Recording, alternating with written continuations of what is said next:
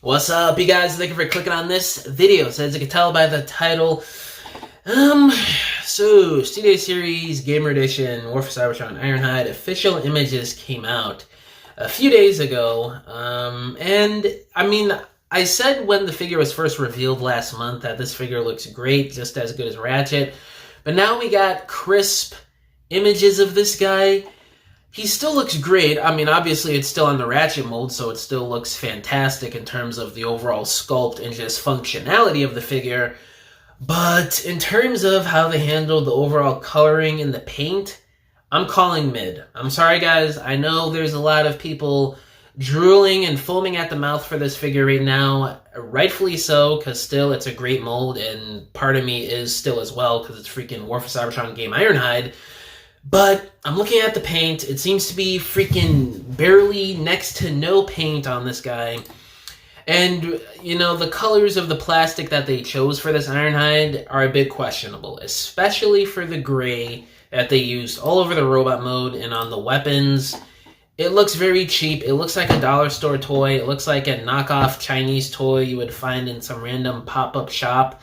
And I don't know, it just looks iffy to me. And especially when you compare it to the in-game model, the coloring for that. Now, I know Hasbro doesn't get it always perfect and never really is perfect with the coloring when you compare it to the game models, but it's generally close, you know? And I really do feel like they really missed the mark, especially on the gray coloring. I'm not really talking about the red. I'm searching up an image of Ironhide right now on my laptop as we speak, and yeah, the gray is way off, just like how I remember. It's supposed to be a lot darker, and obviously there's supposed to be a lot more paint on this, and yeah.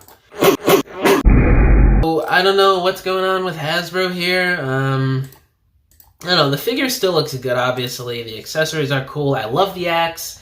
And this rifle, I can't remember if it's the sniper rifle or not, but it looks different than the one that came with Starscream. Let me know in the comments what this gun was called. I totally forgot. But the weapons look cool. I mean, everything about this guy still looks good, obviously, but, you know, it's the freaking paint, the lack of paint, and the overall just coloring they chose for this guy. Now, this could be some of the budget cuts being felt here in terms of lack of paint, which very well could be the case. It seems like it a little bit. This seems bare bones to the point of a 2012 deluxe, hot off the heels of those original budget cuts we got in 2012. That's what it looks like to me. But I don't know. They did say they were going to be cutting back costs in certain things. Maybe this is one of the areas with paint on some figures, or maybe all the figures next year. Or maybe just a select few. I have no idea. Obviously, I don't have insider knowledge on what's going on with Hasbro business-wise next year. I just have what is reported to the public, what I cover in my videos. So, I don't know. It's very interesting how they handled this figure, because it does look cheap in terms of the coloring and the paint. But, you know, or maybe it has something to do with them bringing back the plastic windows for the packaging. That could be a factor, too, for this figure lacking in paint. I mean, this is a Voyager class. This is a $35 freaking figure. And usually Voyager class figures have a decent amount of paint. And this guy, it really seems like he has next to none. Like, there's a few hits of red on the overall body and on the axe. There's a few paint applications on the head sculpt. And that really is about it, it looks like, just from these images.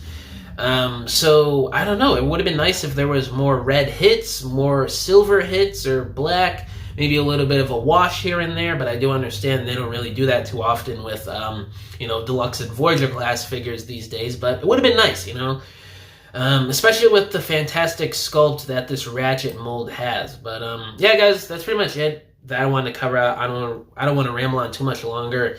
It just looks very mid in the paint and coloring department as far as I'm concerned. But yeah, guys, let me know down in the comments below, how do y'all feel about this new Ironhide figure? Do you love the paint or do you hate it? Same with the overall coloring of the plastic. All my social medias are linked down below, including my email if you guys want to hit me up about business inquiries, or if you want to message me about whatever, or if you want to commission a diorama from me, because I make dioramas for people for their stop motions, photography, or irregular display shelves in your homes. You can either hit me up on any of my social media accounts or just email me and we can work out a deal. But yeah, guys, thank you for watching this video. I will catch y'all in the next one.